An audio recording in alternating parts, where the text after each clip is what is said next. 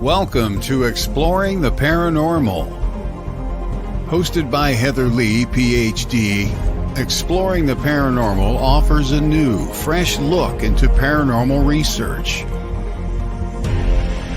Join Heather as she discusses some of the many haunted locations worldwide, discusses why these locations are haunted, hear from paranormal researchers about their personal experiences at these locations.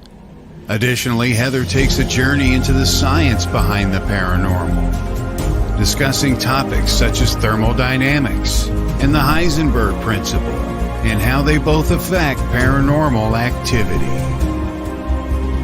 Now, your host of Exploring the Paranormal, Dr. Heather Leigh.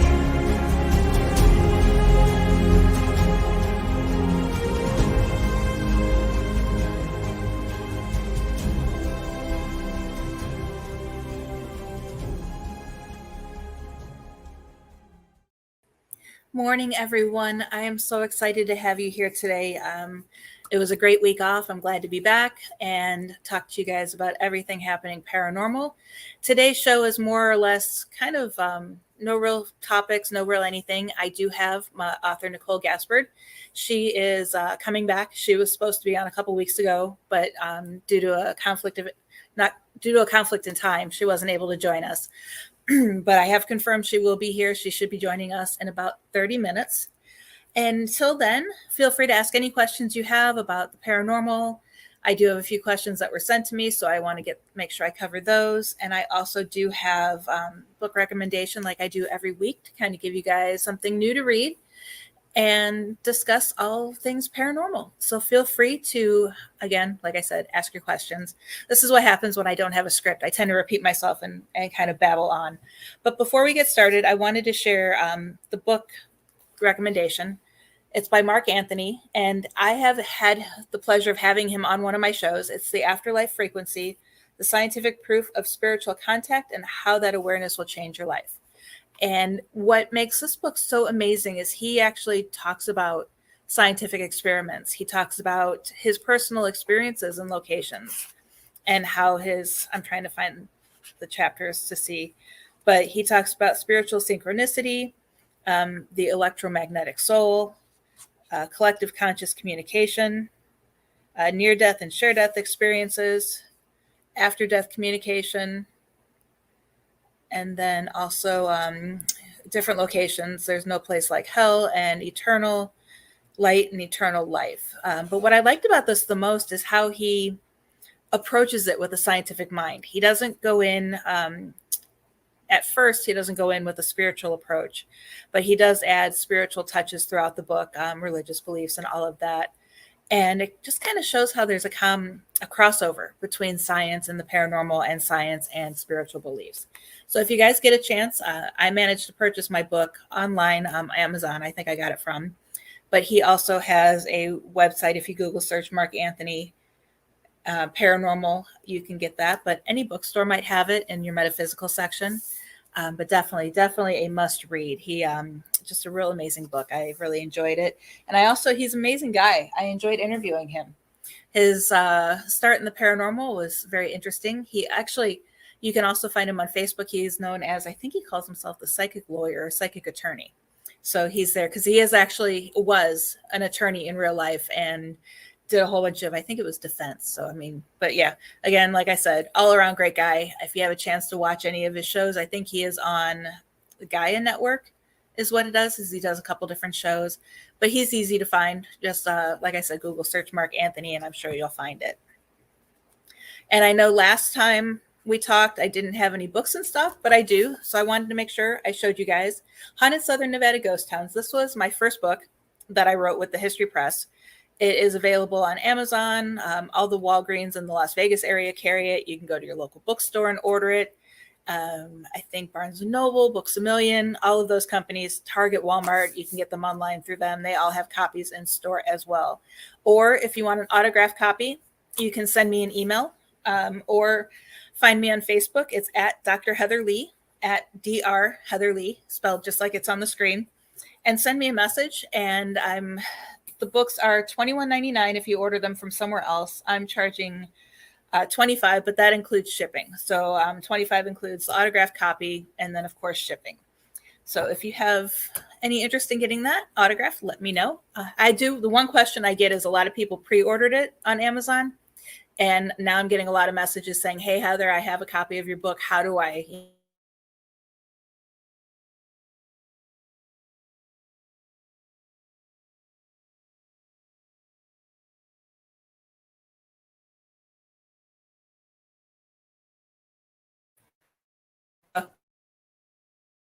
So if you already have a copy of the book, send me a message and I'll work out some details with you. I'm making sure we get you that autograph. Because the other question that I wanted to talk about today is a lot of people have been asking me, hey, Heather, where can we see you? Where can we bring our book to get it autographed? What do you have planned next? And it's kind of been crazy. As a lot of people know, I was supposed to have knee replacement surgery back in July. That got canceled for several reasons, including the fact that I got COVID the Friday before the surgery was supposed to approve the surgery. So we've now gotten that approved, and November 28th, I'm going to have surgery. So the first 2 weeks after that, let me check the dates real quick. It will be November 28th. So November.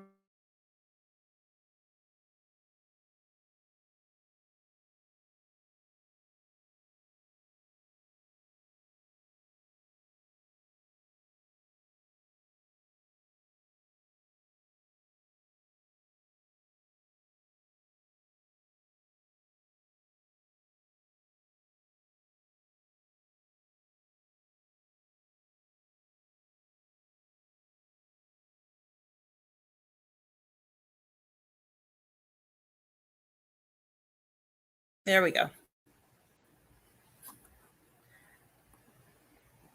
Okay.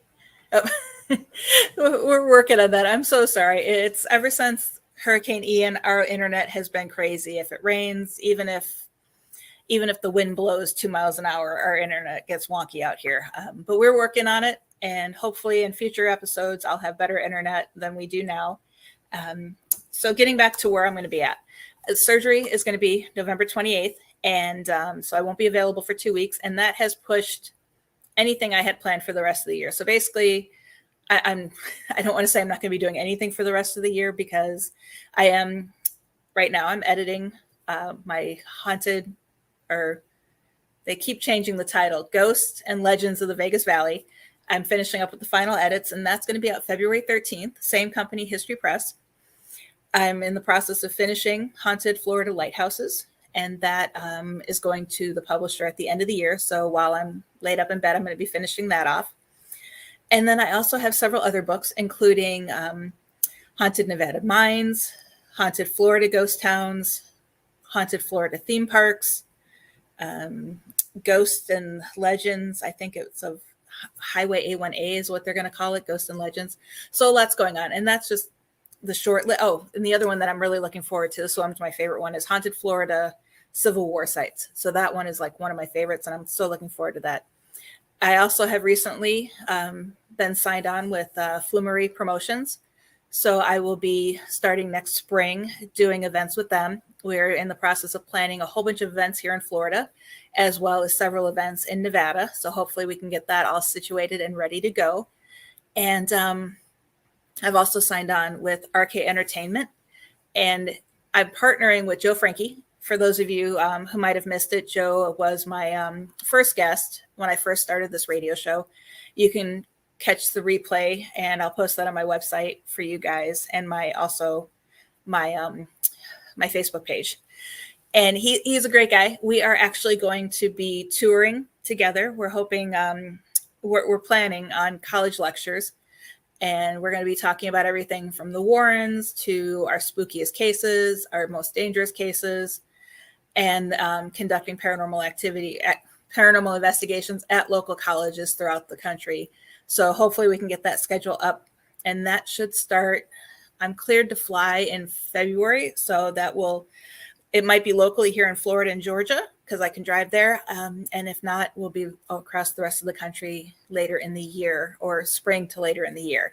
So keep your fingers crossed that that happens. We're in the process today. We're actually going to be finalizing that and getting that going. And that's about it. I do have a couple other things that I'm working on, of course. You can see me, if you guys are in the Florida area, message me. I'll meet up with you. I'm working on one of my favorite things I'm going to want to do is I want to do haunted boat tours, because there's a lot of waterways in Florida, as you guys know. And there's so many haunted locations. It's funny when I'm diverting here, but like I said, I don't have an outline or a topic or anything today. I'm just here to finally talk to my guest, Nicole. But we were on a dolphin cruise out of it's John's Pass on Madeira Beach, and love the area.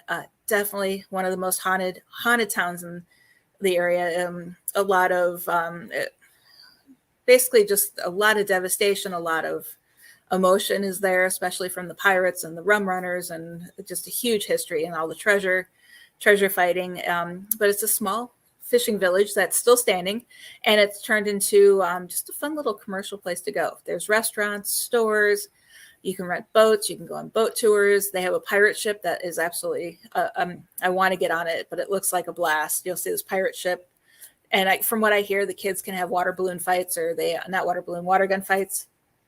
So a lot of fun. But anyway, we were on the dolphin tour, and instead of looking for dolphins like everyone else on the cruise was, I was sitting there with my phone open, and I had my notepad open. And as he was describing some of the homes and giving us names of locations, I was writing them down. And when I came home, I started researching a lot of those locations, and they're actually very haunted. I mean, you have $1 million plus, millions of dollars homes right there on the water in the Madeira Beach and St. Pete area, and they're just known to be haunted. You have the the Brock's Candy, a founder, his home where he used to live. Reports of him exploring the area, just a whole bunch of interesting things. The pool, there's a home with a pool, and that pool was used to film Cocoon. And there's reports of just strange activity that even happened during the filming of the movie. And what I want to do is I want to turn the almost take the dolphin cruise and turn it into a haunted nighttime sunset cruise. So yeah, things like that are happening. So many things. Wish I could tell you a lot more, but a lot of it is hush hush until we get it, of course, signed and approved. But just know I'm busy, but I'm always here to help. I don't really do many client cases, but if anyone needs help with paranormal activity, do not hesitate to reach out to me, because I have a long list of people around the world that I can reach out to and get you the help that you need. There's no need to sit back and wait and suffer from the paranormal activity. We definitely do have plenty of people who can help you. But because of my writing and my future plans, I've kind of more focused on historical sites, which is my favorite thing. So I'm trying to think of, I should have my guest come on earlier. I think I might start that next time. But a little bit about Nicole real quick. I need to look up what the book was. She recently wrote a book. I want to say it's called Haunted Discoveries. And she's written quite a bit. And her most recent book, she asked me to write the foreword for. And I just have to say it was a fun read. It was definitely fun, and interesting. And what I find interesting is when you read all the books, the personal experiences that one person has and they write it in their book sometimes differs from what another person has. So that's why, even if someone were to do Haunted Southern Florida, Nevada Ghost Towns, they might have the same facts that I have, and rumors and legends and all of that type of stuff. But when it comes to the personal experiences, they might not have the same experience. And that's what I find interesting about this field, is everybody can have a different experience. Everybody can, share different information, and we're all here to help each other. And that's the one thing that bothers me the most about this field is when I was in Vegas, you try to talk to people, hey, another paranormal investigation team, they'd be like, oh yeah, we went to this location and X, Y, and Z happened. And you'd be like, oh, cool. Well, where was it? Oh, I'm not going to tell you. And I get not telling, in some cases, like I've signed several non-disclosure agreements when we investigated, but if it's a public place like a park or, a museum that might allow paranormal investigations, or a place that you didn't sign a non-disclosure agreement, why not share that? Why not have as many paranormal researchers go to these locations and research it to, connect the dots, to try to compare everybody's, evidence and all of that stuff. And I just don't get why nobody wants to share their evidence. Nobody wants to share their experiences. It's actually kind of bothersome, because there's no way that we can get to an answer of what's actually happening in the paranormal field unless we actually get together. The whole para-unity thing is great in theory, but it just doesn't mean we have to. I mean, I don't want to say we don't have to support everybody, but nobody follows it. Everybody's like, oh, we need to have more para-unity. But doesn't para-unity mean to be working together, joining each other, helping each other? And I'm just not seeing that in the field. And it's one of those things where it's like, we really need to bond together and share. I mean, I know several organizations that have tried, including my friend Larry here in Florida. He runs Haunted or Indian River Hauntings, which is a tour company in Vero Beach. He also is the founder of Florida Bureau of Paranormal Investigations, and he tried, it's still in the works somewhat, but he tried to start the International Bureau of Paranormal Research. And he's a former sheriff's detective, and he wanted to kind of streamline the process. He wanted to take everything. He had set forms, of course, his police training, and he had specific ways everybody had to investigate and the forms that we had to fill out. And it made it to where we could do it. Everybody does it the same way. And then we could collect it in a database. So-and-so was at location, this room, this time, here's the evidence, here's the cameras. And in addition to what I liked about what he did is, in addition to us actually having our cameras rolling for evidence or for whatever activity we wanted to try to catch, we also had to have a camera in the back that showed the entire room. So that way there was no question of, oh, that noise came from so-and-so talking. So it was just really interesting how it was checked and double checked and basically verified. And great idea, but we can't do that if we're not sharing our evidence, sharing our locations, or even working together. I've seen so many paranormal teams fall apart because there's so much bickering in the team and nobody works together. And I just, I don't get it. We need to keep things civil, and, we're never going to be a real science unless people take this seriously. And I get it. I'm not saying anything bad about the people who like to go out and investigate and have fun.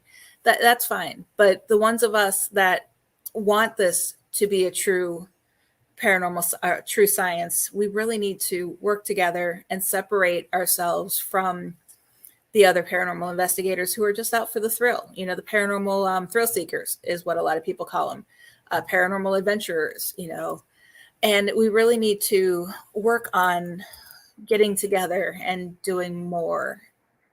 And so anyway, I've diverted. Getting back to Nicole, she I don't even see the title here. I just had it and I lost it. But I believe it's Haunted Discoveries, and it's California, Haunted California Locations. And it was just a really interesting book. She covered locations such as Alcatraz. I think there was a section in there on Disney World or Disneyland. And just her experiences are very interesting. And it also talks about how, and all of us have probably experienced that, we're paranormal researchers now, but when we were growing up, think of all the vacations we went on, all the places we explored as kids, and not once did we ever be like, I did it. After I was like 6 or 7, I started doing it, but not once did a lot of people be like, oh, I wonder if this place is haunted. We just went, explored, enjoyed our family vacation and went home. We didn't think anything of it, and that's what I like about her, is because she reflects back onto some of the locations she visited as a kid. And at the time didn't even wonder if it was haunted, but now she's learning that those places are haunted. She has several other books out. She has done book signings at Barnes & Noble. Her first one actually was earlier this year. And I'm just so proud of her. And that book was Random Spirits. And I haven't read that one yet, but I've heard a lot of people say that's really good. And that is on Amazon. She's an amazing music composer. She's a member of the Warren Legacy Foundation in the Western USA chapter. And I'm looking at her here.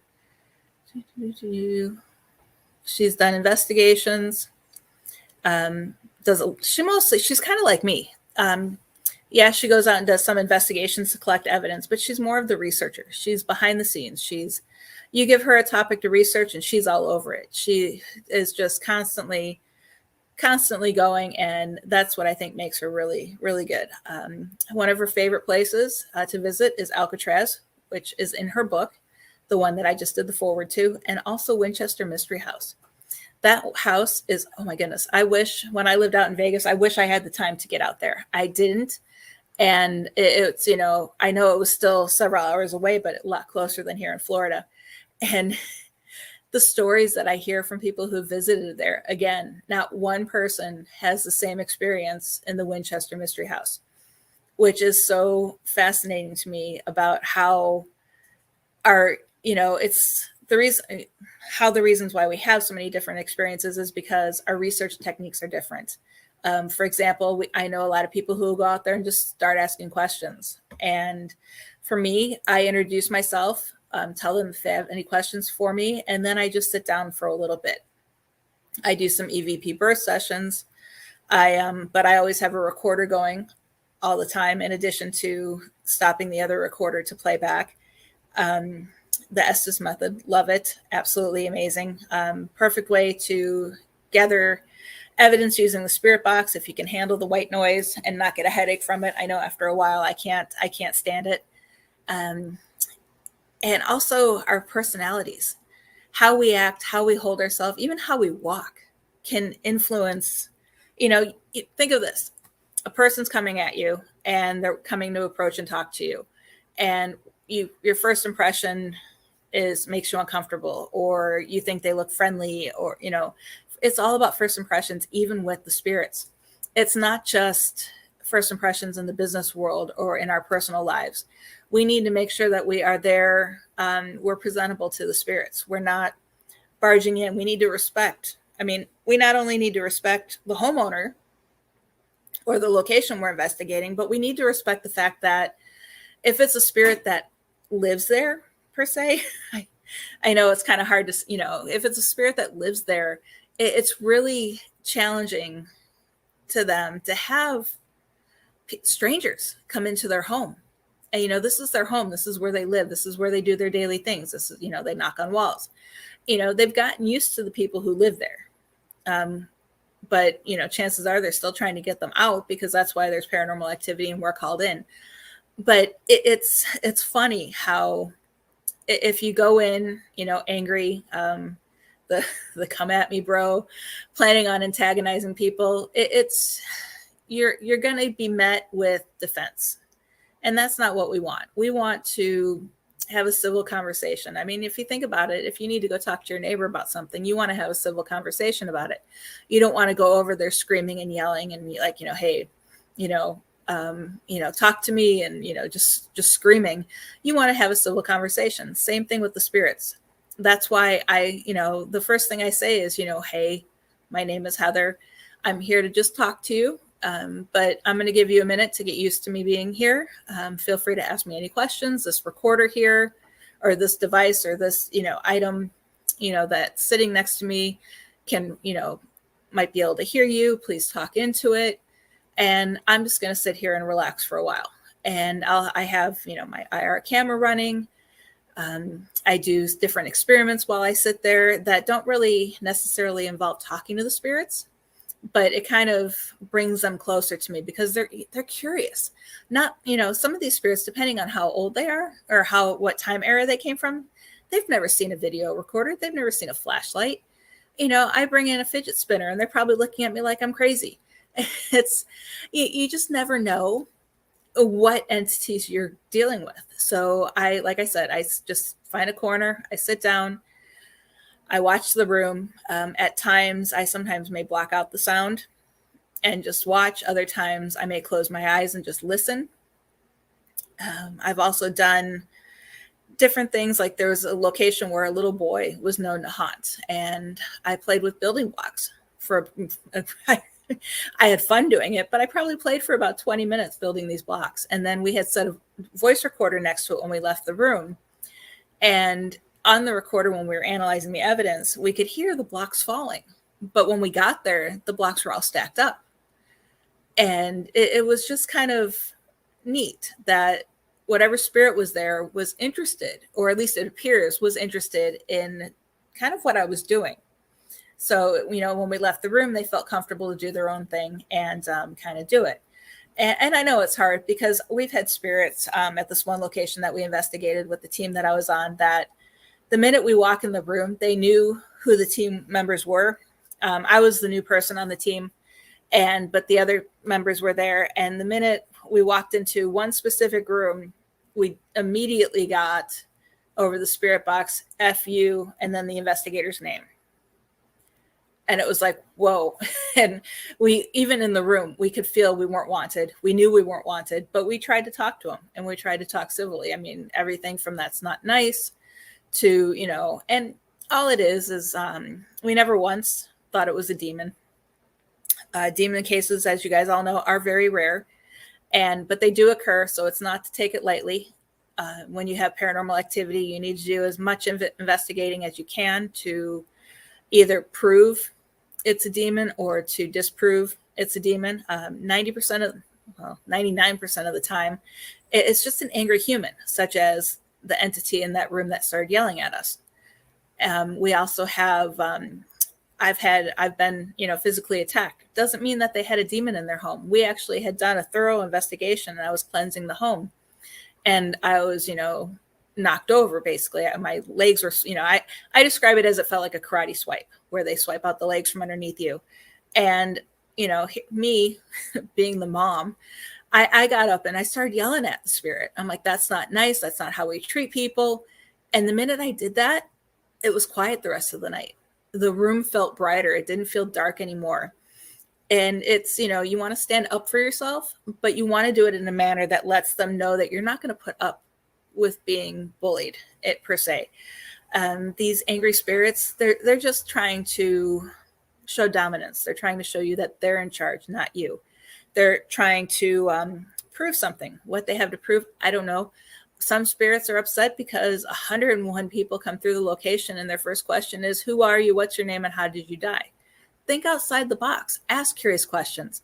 My son, his first investigation, but he's already known because he listens to me. I've trained him, but he went on an investigation with us, and his question was, you know, is a tomato a fruit or a vegetable?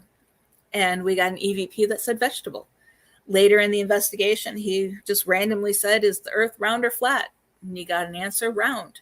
So you just never know what kind of answers you're going to get. I wasn't there for this investigation, but one story, an investigator that I've worked with closely back in Vegas, he had investigated a brothel, and I believe it was in Betty, Nevada, or at least in the Betty area, because he brought it up when we were driving through Betty. Hold on a second. Nicole just messaged me, and I'm going to message her back real quick. But anyway,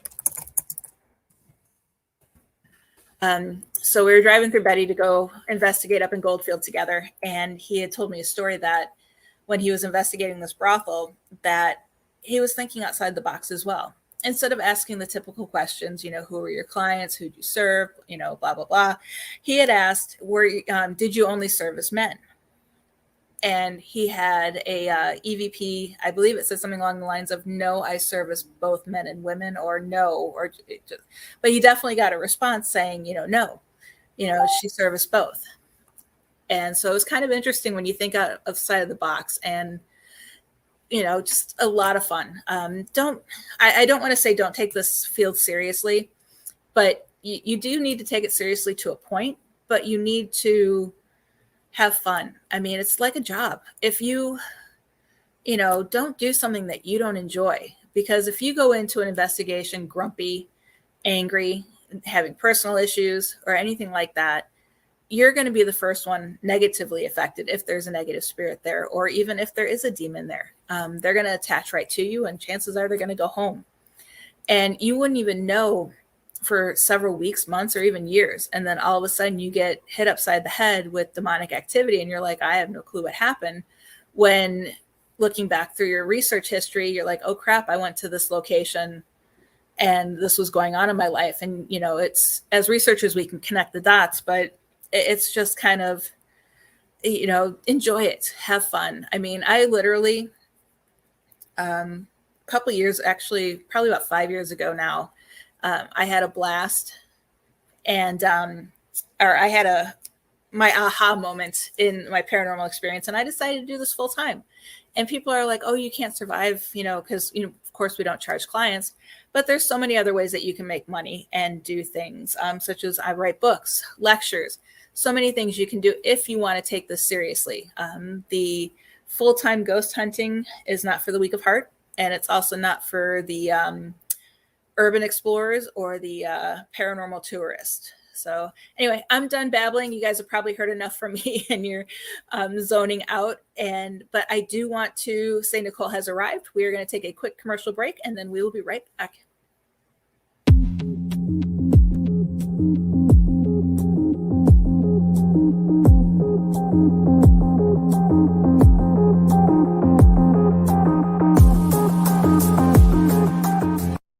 If you're a fan of the paranormal world, then you'll love WLTK-DB Talk Radio. Talk shows bringing you the latest on everything paranormal, cryptozoological, metaphysical, true crime, psychic readings, and more. The truth is here and now on WLTK-DB Talk Radio at WLTKDB.com.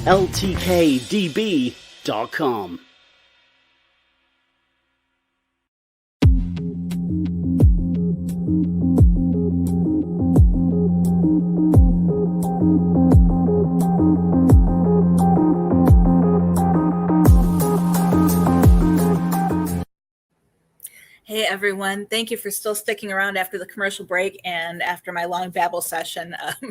If you haven't watched any of my previous shows, you guys are going to learn quickly that I do tend to babble on, get sidetracked, and my dad calls it my squirrel moments. But anyway, I am excited to bring on Nicole today. She is a paranormal researcher, author, just a psychic medium, I think it was, a whole bunch of different things. I love her to death. She has been there for the Warren Legacy Foundation, helping them when they need help. And I am just truly honored to A, have her on the show with me, and B, the fact that she asked me to write the foreword to our book. So let's bring on Nicole and talk more about her book. Hey, Nicole, how's it going? Hi, Heather. Thanks for having me. How are you?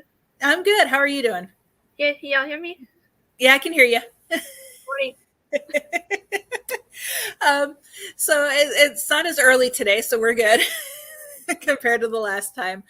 But we were talking earlier about your book that you have out, and I talked a little bit about what, I didn't give away any secrets, but I did discuss a little bit about some of the things you covered in there. But can you share with us what inspired you to write the book?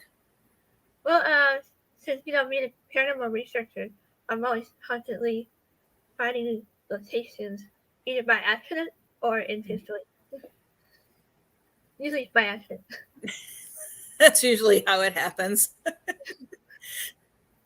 And because I know you had talked about some locations that you visited as a child, and I did the same thing. It's now I'm looking back, like, was it haunted? Was it, and what actually got you interested in starting to research the paranormal?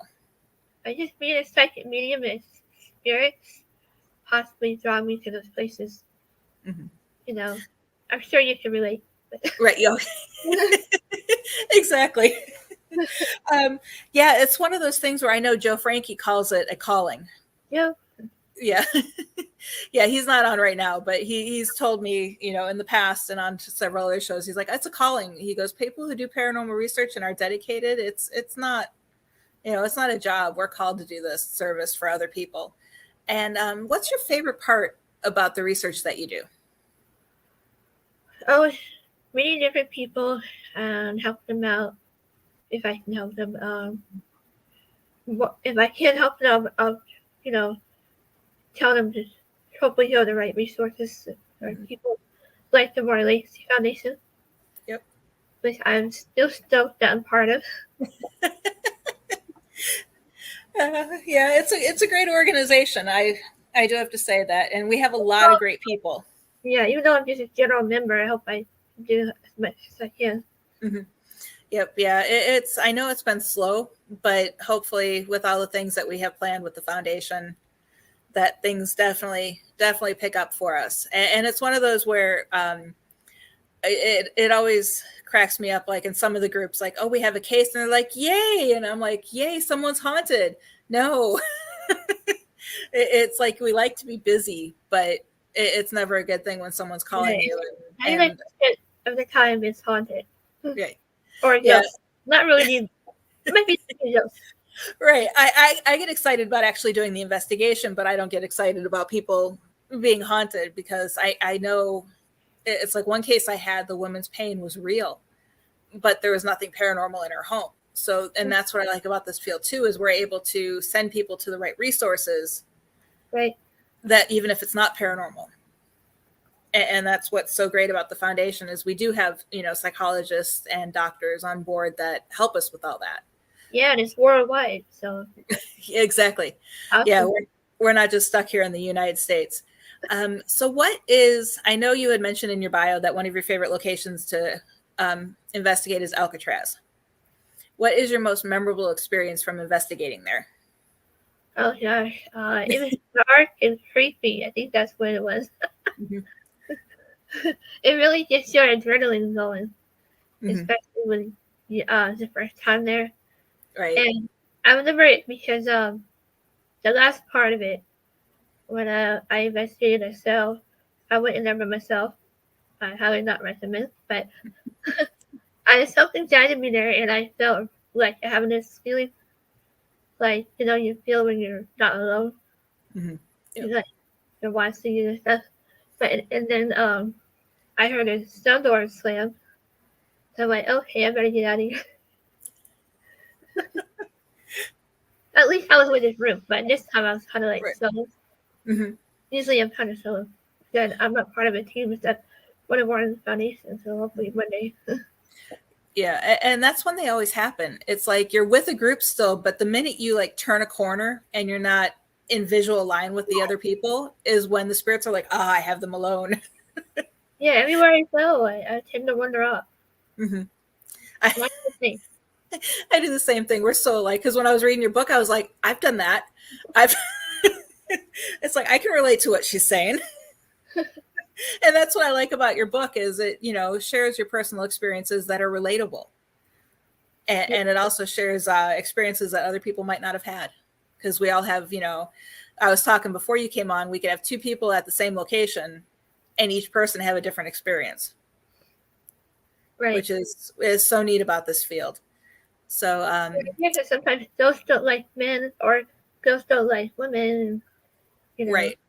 Yeah, it all depends on what their life was like when they were living, Like Alcatraz, and there's a woman. I'm gonna go to her. I'm gonna follow.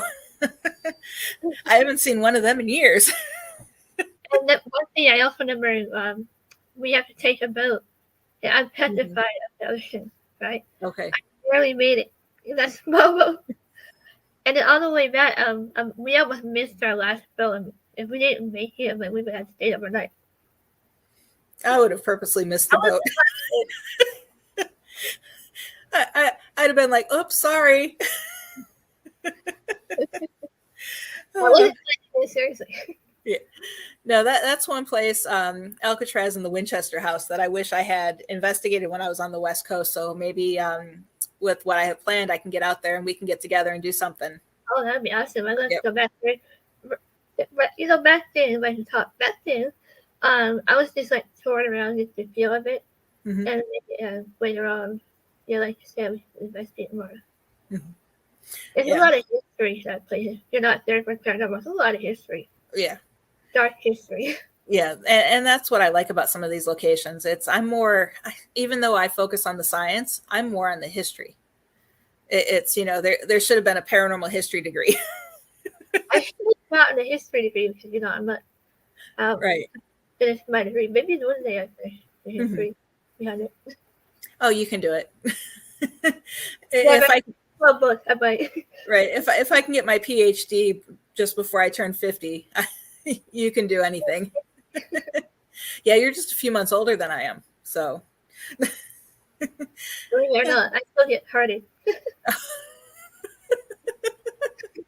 I haven't been carded in years. The last time I was carded, I actually wanted to kiss the guy who was checking me out because I think I was in my 40s. But you get the new cashiers and they check everybody just because they don't want to take a chance. Especially on the cashier with, oh yeah, you're busy. Mm-hmm. Yeah. Maybe it's like I don't know. Now, one thing Chris McKinnell and I talked about a couple times is I've had when I was in Mexico, what brought the topic up is I shared a photo with him and he's like, I don't feel anything negative about it. I said, no, there wasn't anything negative about it, but I definitely wasn't alone. And his comment back was, he goes, Heather, I guarantee you're never alone. So do you ever feel like you're always followed? Yeah, always. And is it any particular one spirit, or do you know who's following you, or is it just random spirits that latch on?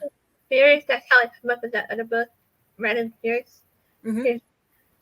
Half of the spirits I come across is not family related, or I haven't met them in life. So they come in randomly, they pass through, So that's how I come up with that title, Random Spirits.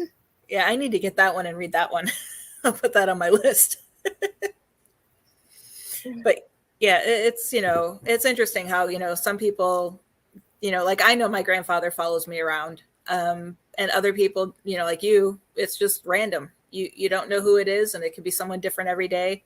I think Philip Wyatt down in Georgia from the foundation. I think he's the same way. He just had he has the spirits in his home, but when he's wandering out, it's amazing, and it's one of those normal people would be like uncomfortable thinking someone's following them around, but for us it's like, oh yay. Yep. We have a friend, we have a watcher. It's like Halloween every day. So right, you never feel alone. Yep. I mostly feel, actually, to be honest, I feel like my husband around me, or I would feel my dad sometimes. Yeah, and that's always comforting to know that happens, and it's it's hard, but it's very comforting. And just the other night I asked, why haven't I seen you lately? My dream really popped up in my dreams the other night. Aw. That's so nice when that happens. Yeah, I love it. Yeah, and that's mostly how I know my grandfather's here. He pops up in my dreams now and then. Yeah, I think that's dream visitations. I get that a lot, especially in haunted places. Yeah. Yeah. I know when we're supposed to go on an investigation, like we were doing a client investigation once when I was back in Vegas, I had a dream that night beforehand. And we were on an investigation. I was with the team. And when we got to the person's house, it was the exact same house I dreamt about. And have you ever had that happen? Not really, but I had a remote view. Or I got, and then it's kind of like they warn you what to expect or what not to expect. Right. Yeah, I haven't tried remote viewing, so how do you go about doing it? I can sense with my mind, I see it like video or movie, and I see it like I'm there. It's like I don't know, it's part of astral projection or yeah, I see like you're there. At one time, I remember when I was remote viewing in a haunted hotel out here in LA. And it's called Cecil Hotel. Yes. And I felt drawn to do a remote view on it, and I felt like I'm being drawn up to the very top. And there at the top, you'll see water. What do you call those? Water tower, water. Towers, yeah. Yeah. And that's the area where that one lady drowned. Right. I think she's pulling me up there. Mm-hmm. Yeah, she still needs answers because I truly, I haven't done much research on it, but I truly suspect foul play, even though a lot of people don't say that. She wasn't just drowned. I think there's more to it. Mm-hmm. Yeah, there's definitely more to it, and it needs to be respectfully investigated, not just sending out a film crew. Right. Right. So, yeah, it's funny. It's because I have no problem with the TV shows. I get information from them, haunted locations. Yeah. So which one's your favorite? Well, of course, I have to say Ghost Adventures. Ghost Hunters. Mm-hmm. I have a lot with Haunted Collector. Oh yeah, with John Zaffis. Yeah. Yeah. Yeah, yep. They're good. Yeah, I started just because it's on all the time it's mostly background noise for me because I hate working in the quiet, and Paranormal Caught on Camera comes up and I get so involved in it and I'm yelling at the TV. It's like, how can you show that? That's not no. It's like, that's a bug. That's fake. That's it's like, why? And then you have these paranormal, seasoned researchers saying, oh my goodness, I would love, and describing it. It's like, no. And I think I would be so awful on that show if they ever had me on. I'd be like, that's not evidence. So speaking of evidence, what is your or what's your best piece of paranormal evidence you've captured, whether it was a photo, an EVP, a feeling? I experienced a little bit of everything, but what has stuck out to me is when I got a really cool EVP. You ready for a hilarious story? No, we got time. Funny now, but it wasn't funny then. But anyway, it's a long story, but I'm trying to make it short. Right. So all day I was working at a grocery store years ago. And all day I kept feeling like something's playing with my hair. Mm-hmm. Playing with my hair. So anyway, I tried to ignore it because, when you work, you don't want to converse with spirit when you're working. Right. It's like, leave me alone. Yeah, no. But, yeah, so finally later that evening, I talked to my girlfriend, partner in crime, Kimberly. We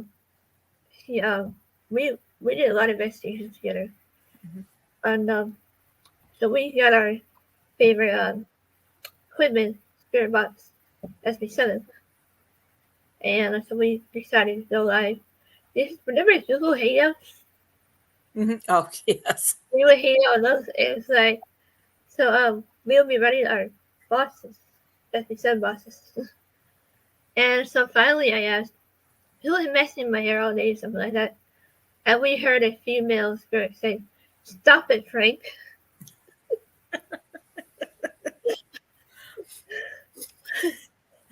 So there I am, answer. Frank was getting feisty and she didn't like it. I tell you, this is my hair experience. Like, I don't know, especially the male. Yeah, no, I've had earrings tugged, which is why I don't wear I probably shouldn't have worn earrings when I did the investigation. But yeah, it's men are funny, men spirits, especially when they interact with female spirits. It's quite humorous how they hold themselves, because from that store, and mm-hmm. That store should have a lot of spirits. Who knows? Right. But yeah. Area and everything, who knows? Right. And their activity and their attitude and how they handle themselves could have been acceptable when they lived. Yeah. It's absolutely, it's funny. We call it I'm sorry. That's fine. We call it the jealous girlfriend EVP. Yeah. Well, now that I think about it, I'm gonna have to remember that term, because I have a lot of EVPs where it's like you'll hear a man's voice and then a woman shh, or a woman talking and the man shut up. It's like, okay, guys, one at a time. Yeah, that's funny. Yeah.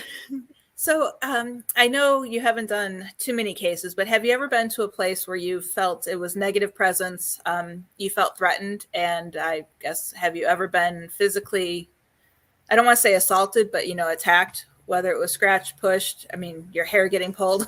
Yeah, besides my hair getting pulled, trying to think. Not really. Not really? I've been thrown out once. Mm-hmm.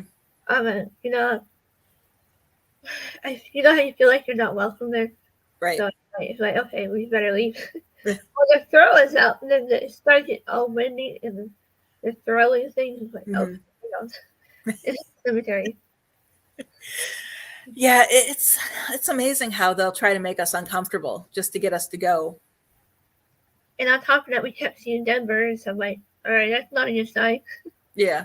Yeah, it's with dead birds. I know it's all about context and when it happens, because a lot of times it could be a warning, but other times it could also be an indication of something news to come. And so it's. I want to share another story if you don't mind. Oh, yeah, no. About birds. I love birds, but yeah, when we were at my friend, she used to be a school teacher. She passed away. Mm-hmm. A few years ago, but I went to this cemetery that she was at, and I didn't know she was there. So I saw these 3 black crows in this path, so I followed them, and it led me to her grave. Mm-hmm.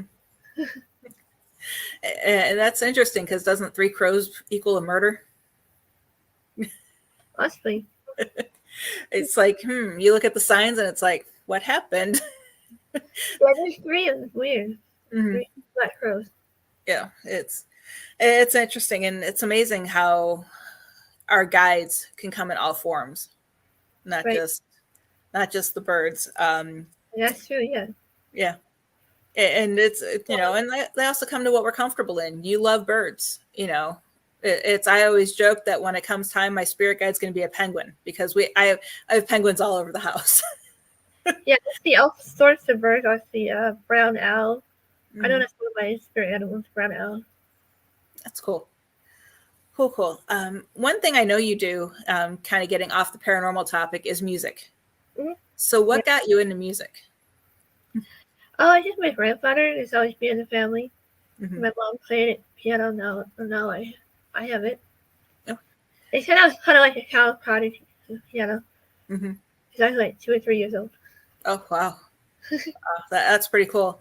And what's your favorite thing to play? Do you like classical, or do you jam out? And I like them all. I actually like classical and jazz. Mm-hmm. Yeah, jazz is a lot of fun. It's uplifting. So, I mean, if you ever need to lift your spirits, that's the perfect thing to do, Yep. with that. And have you, I'm not sure if I remember seeing it or not, but have you ever published any of your songs, or because you compose your own songs, right? Yeah. Okay. I'm just starting to compose them, but I haven't really had them published yet. Okay. That's on my list. What you need to do is, like in future books, include just one song, like at the end, as like kind of a gift. Yeah. I have like songs in my head, so. Mm-hmm. It's like writing. You're going to have, it's how do we get it out? It's like there's not enough. You can't write fast enough. Right. It's like once I start writing, I can't stop. So do you have any upcoming investigations or places you plan on exploring? Any vacations? Well, not necessarily. I would like, Okay. but hopefully in the future I'll have some investigations Mm-hmm. to look forward to. And I'm going up north to visit my brother. Okay. There's some places out there I think it might take me, so I don't know. Oh, that'll be fun. Yeah, next time you come to Florida, let me know. Okay. Yeah, because I think you came to Florida just as I was moving. Yeah. Yeah. So next time you're here, let me know, because I used to work for Disney World, and I can show you all the haunted locations. Oh. And I can show you where all the on-property non-deaths happened. Right, yeah, that's, I wouldn't be surprised if spirits there too. Oh, I had to figure out a way to tune them out because they're everywhere. It's like, I don't know if you remember the monorail crash that happened several years ago.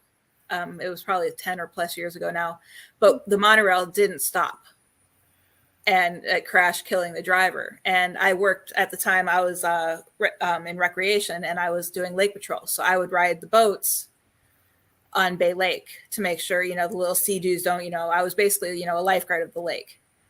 And when I would drive over to where the crash happened, I could see the guy standing there. And it was like, the monorail wasn't open yet because we got there before the monorail started. So Right. It's lots of haunted locations. Right, do you see them as full apparitions? 'Cause I know I do sometimes. What was it? Do you see spirits or ghosts like as apparitions? 'Cause I do. Combination of everything. For a while there, I thought something was wrong with me because they always appeared in shadow form. And then as I started developing my skills and raising my energy, I'm now able to see them in full color, I guess is the term. Yeah. that you, More spirits. yeah. Yeah, because it's like we would investigate a location and it was known to be an old Mormon settlement. And I would see a lot of women in the, the FLDS clothing with the bonnets and the men in the older. Yeah. and it was always 4 women and 1 guy at this one location, but they were always in shadow form, but I knew what they were. And then the more we continued investigating that location, they started appearing in color and I could see more details. Right. Yeah, it's interesting, and you see of various things, right? Yeah, I've seen apparitions, shadow people, and even white mist here. Mm-hmm. So I don't really don't have to go anywhere they find me. Yeah, I haven't seen any mists, but I've seen an orb with my own eyes. So it wasn't a photo orb. It was an actual red glowing orb, and it was at my mom's house, and she saw it too. So it was interesting that we both saw it. And yeah, full apparitions, shadow people. That's one of my experiences with the orb. Mm-hmm. Yeah, I know the real. I see it with my own eyes. Right. This when I was younger. I didn't know what it was. And it's your orb when it comes to you this time. Right. That same evening, I was with my dad. It's like every time I visit my dad and with my grandparents, I would have something paranormal happen. And I think that's common. I don't know, for at least people who wanted to experience it, because you think about it, our grandparents had antiques. They, back then our grandparents were close to their relatives. Like right now I'm close to my parents and that's about it. My parents and my sons, but other than that, I don't really talk to much of my family. But back then our grandparents did. They, had these big family reunions. They, so it was probably relatives sticking around. It's funny you said reunion. And that's when I captured my first apparition on film this time. Not even trying. That's when it happens. I still have it if you want me to share with you. Yeah, they always come when you're not expecting it. It's like I'm always yelling at them to stop until I get the camera set up. Yeah. They come on their own terms. But yeah, orbs are a touchy subject in this field, and I just don't get it. Yeah, and they come in different colors, like you say, and shapes and sizes. Right. Yeah. My favorite thing is when someone brings their phone to you and look at this orb my security camera caught, and it's like, but you don't want to be mean. So half the time I'm like, oh, that's cool. Or they're zooming in real close, but did you see it? Right. It's so blurry, and it's like, no, I don't see it. Or my favorite is the faces in the trees and the bushes. It's like, it's pareidolia, guys. Or yeah. I mean, there are cases where, it's really obvious. I mean, especially, I think there's the one photo from Amityville that Chris shares a lot where you can see the spirit in the antlers. And that's not pareidolia once you look at it, but a lot of it is. And, it's, anyway, moving on. I babble a lot if you haven't noticed. It's fine. But I wanted to ask you if, because how long have you been in the field researching the paranormal? I the past 20 years or so. Okay. What advice would you give someone new to the field? Never go alone, even though it's tempting. Always have someone with you, and research the area, especially like in the daytime Mm-hmm. if you're not familiar with that area. So that way at night you'll know the areas where it's dangerous. Mm-hmm. And yeah, I would say. And the one question, because you said never investigate alone, and I see a lot of this, especially we get a lot of clients that come to us with the problem is investigating your own home. I know you've said that you have spirits in your home. Have you ever investigated your own home? Yeah, I'm Okay. guilty of it. See, that's one thing I still won't do.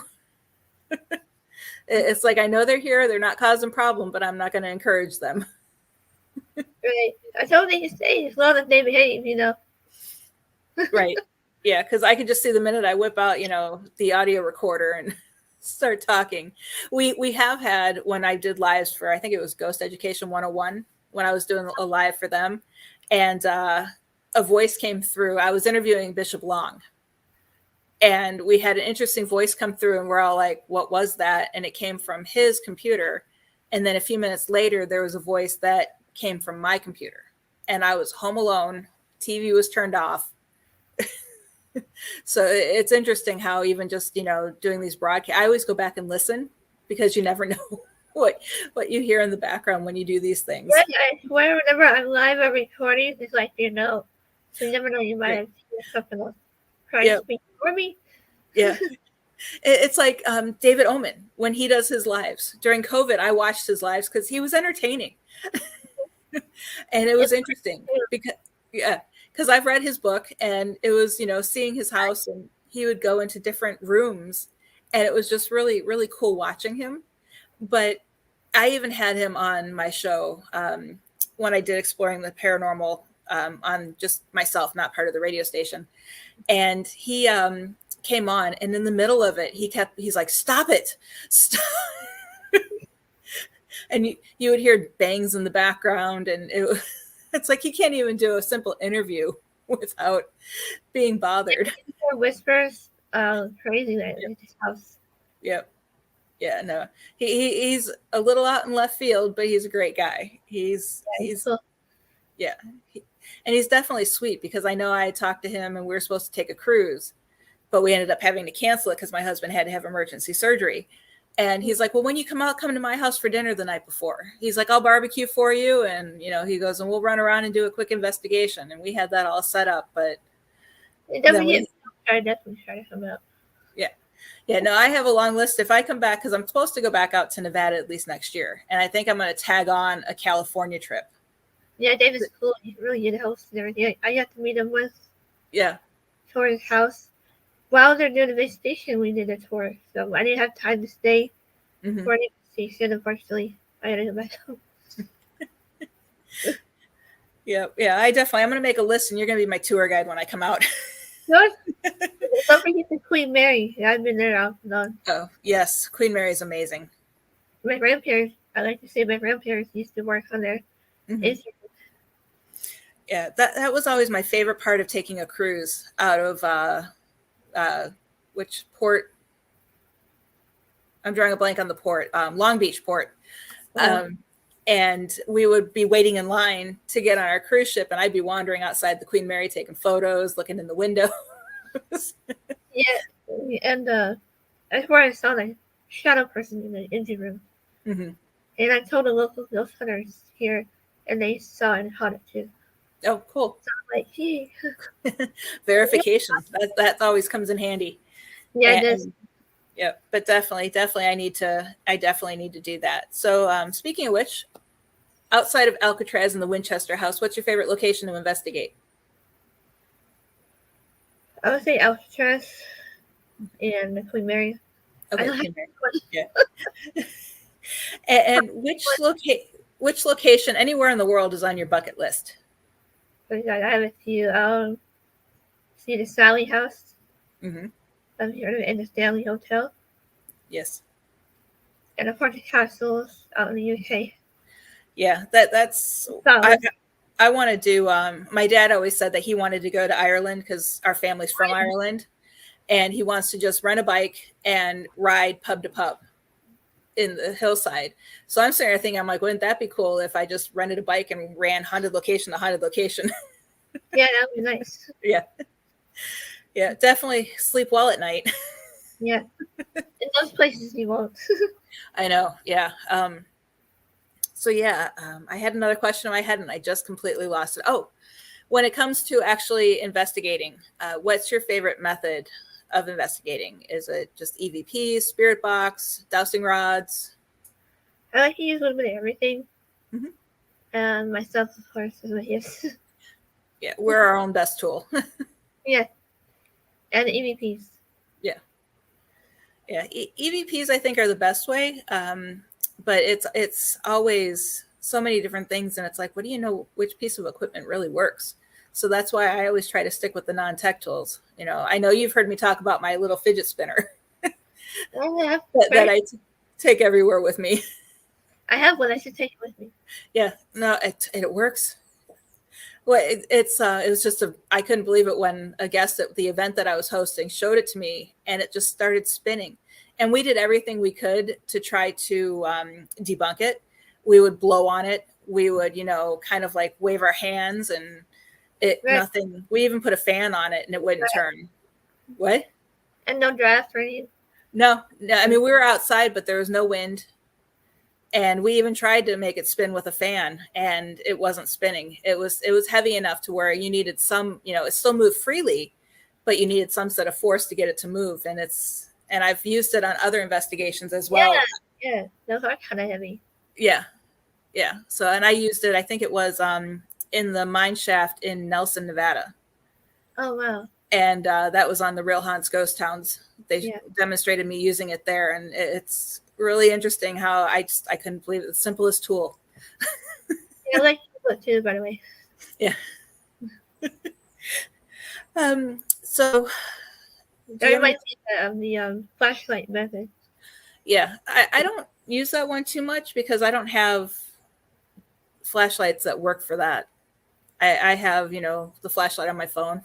I have kind of like with that and the EVPs. It's like I'm natural, especially with EVPs. Mm-hmm. Yeah, no, and I have a flashlight on my key ring. Other than that, I don't. I rely on my senses, which doesn't always work.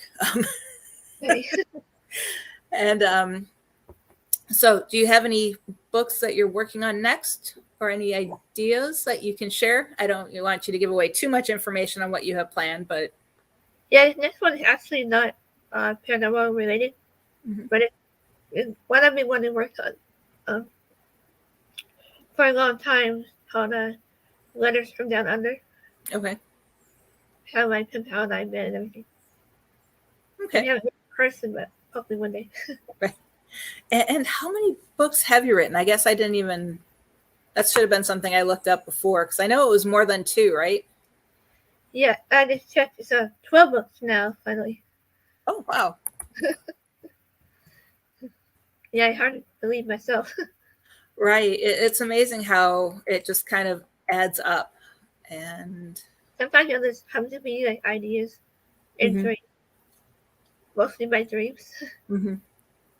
That's usually, there we go. My Haunted Travels, Random Spirits, A Widow's Memoir, Haunted Vessels and Cursed Objects.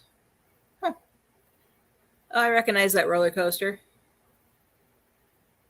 Yeah, was that you? I love roller coasters, which I do a lot. We're totally the opposite. The cover of that one, that was taken at New York, right? I think so. It looks like the New York roller coaster in Vegas. So what I'll do, I'll make sure that I get that up on my page so that way people can find you and check out some of the books that you have, and we'll get that going. And I know we still have plenty of time. Is there anything else that you wanted to share or discuss? Let's see. I want to shout out to my Haunted Real Connections podcast that I have to everybody, just about everybody on the foundation, or at least Yep. welcome back, of course. Yeah, I think for a while there, what Paranormal King Radio, right? Yeah. I think for a while there that became the Warren Legacy radio because all the shows were interviewing members from the foundation. Yeah, Chris Piano, we had you and Father Ken and everybody. Yeah, and Father Ken's now hosting a show. So it's yeah, and Into the Dark. Yep, all very interesting things, and it's a very interesting. Yeah, you have Adam and Heather. Yeah, I always learn something from them. From Adam. Yeah, he's an amazing guy too. He's kind of like me. He doesn't sit still and he babbles. So you get a lot of good information from him. You just got to piece it together in between all the babbling. Right, I'm kind of shy, but at first, I'm trying over my shyness. Keep hanging out with all of us and you won't be shy anymore. Right. Yeah. We'll pull you out of your shell. It's like I was talking earlier before you came on, that even though we need to take the paranormal field seriously because dangerous situations can arise, including, environmental dangers, spirit dangers, and then of course the 0.1% demonic danger. But you got to have fun. Right. That spirit dangers, if you ask me if I've ever been attacked. I just remember I have been scratched quite often, and I have gotten punched right at the worst. So yeah, it's no fun, but I truly do believe that in order for us to psychically protect ourselves, we need to raise our vibration and just have fun with it. And so what do you do in the paranormal field realm to blow off some steam or have fun?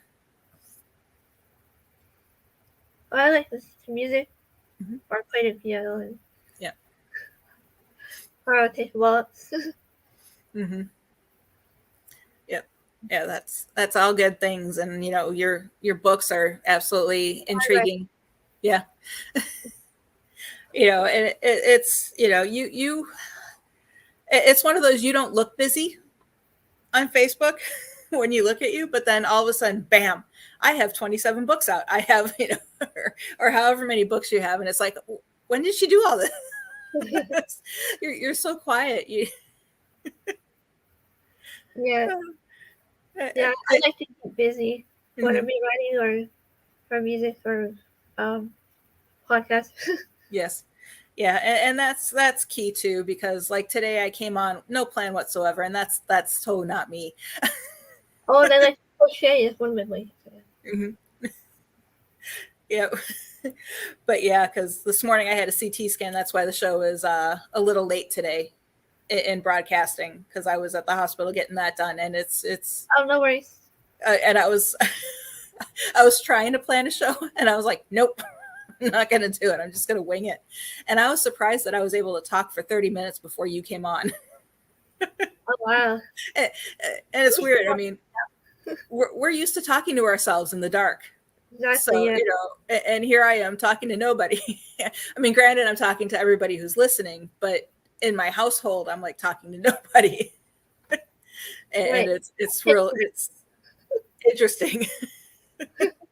So, what is your favorite paranormal topic to research besides the history? Like, do you like any specific type of ghost or any type of scientific experiments or anything like that? I like a variety of subjects. I just the stories myself. I just need to hear them. Yeah. And that's the best way to be a part of this field, is to study and research everything. Yeah. And, do as much. I mean, I do a lot of reading. I have a book. I mean, I'm old school, so I still have books with me whenever I go to the doctor's office. People are on their phones and I have a book.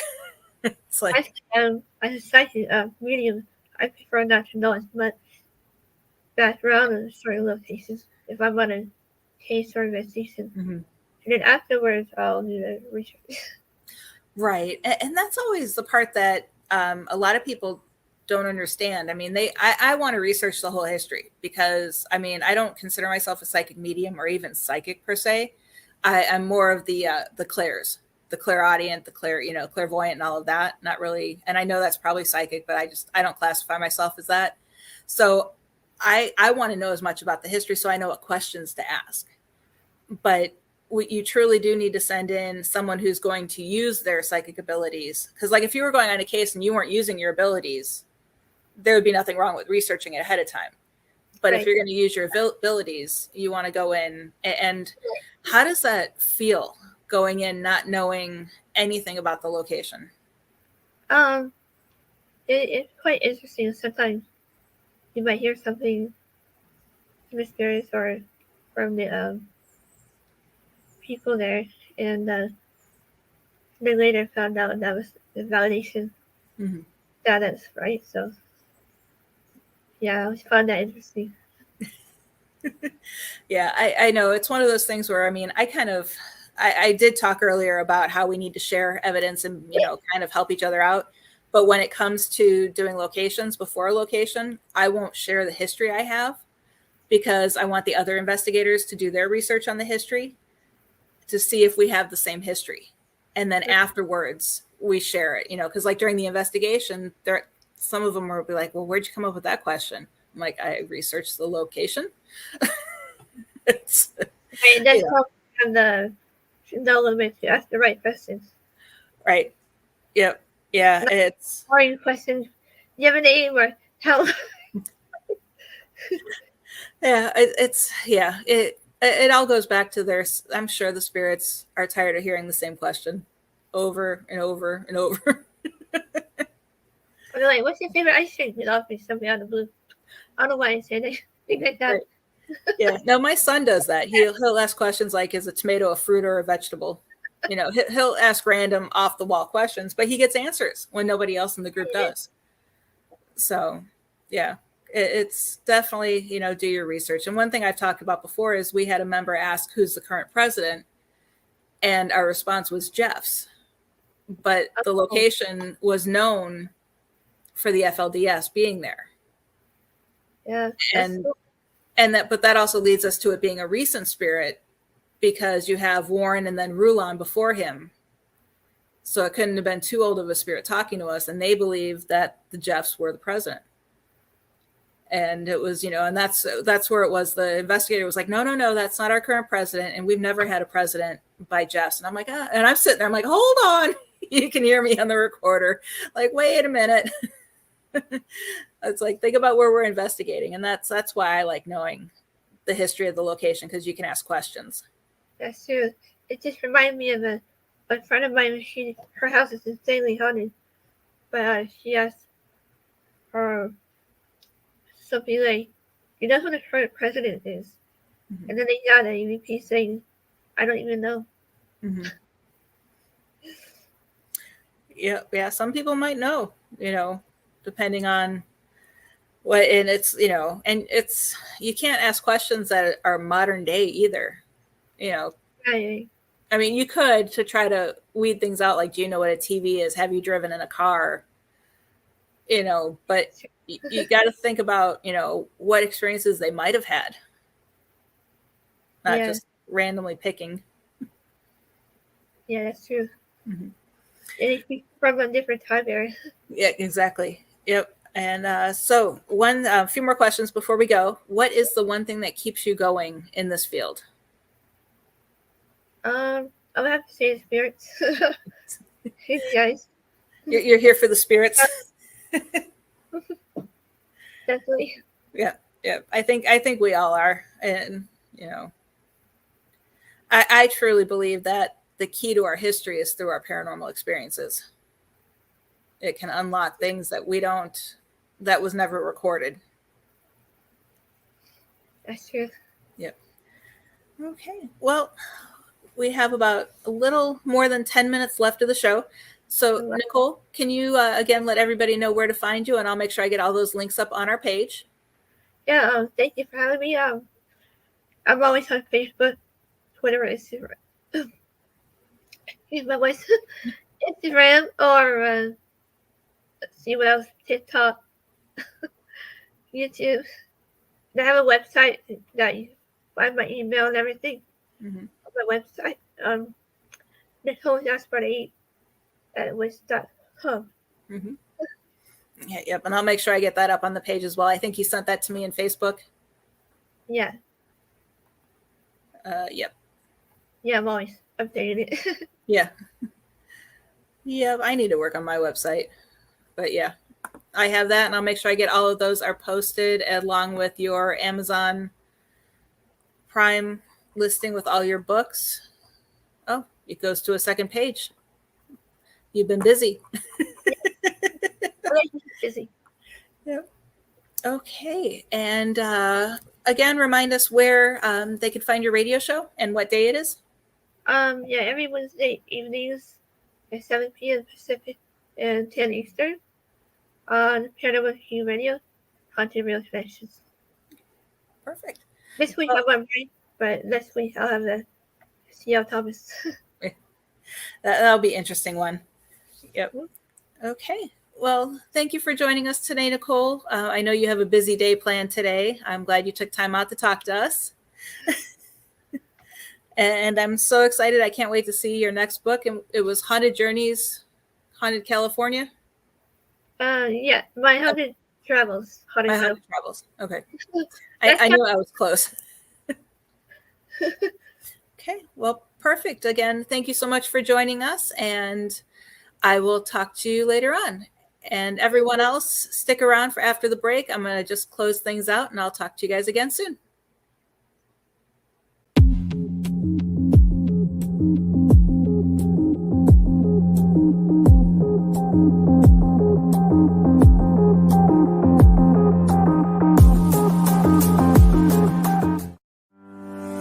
Ellie Weisensel's psychic medium is a medical intuitive that specializes as a body code practitioner. As an energy healer, Ellie offers additional services that allow her modalities to be intertwined with energetic healing. Within your subconscious lies information that knows everything about you and why you deal with specific conditions. The subconscious can be considered the blueprint to your entire body. With Ellie working physically with your subconscious mind, we detect what negative emotions are trapped and where they are stored within the body that is causing you your emotional and physical pain. This work is designed to remove imbalances and correct them energetically, getting to the root cause of why you have your condition, to help balance your body so it may heal itself. Your body is infinitely wise and wants to be in balance. The body code is not only gentle for humans, but it is also a gentle process to help animals. For more information, contact Ellie Weisensel at the website below.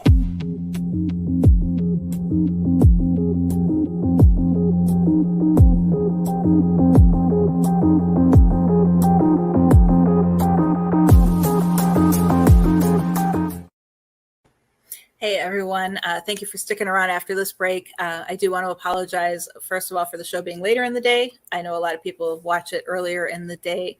And also, I'm going to be cutting this show short just because I need to get back to the doctor and do some more testing to get ready for my knee surgery coming up.